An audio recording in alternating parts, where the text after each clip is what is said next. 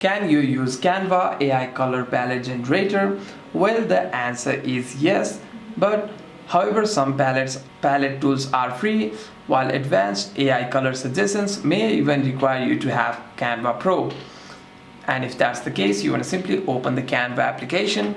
After that, you want to simply select a design over here first and open one of your designs. And what you want to do is you want to simply scroll to the left from here on the menu option over here, tap on apps, and if the option is available, you'd be able to see an option here called color palette. You want to simply tap on that color palette generator. You'd be able to upload a photo or choose an existing image, and Canva will automatically generate a matching color combination from that image.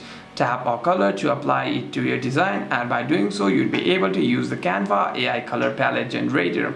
Hope this video was helpful, and if you have any further questions, make sure to leave a comment down below, and I'll see you guys in the next one.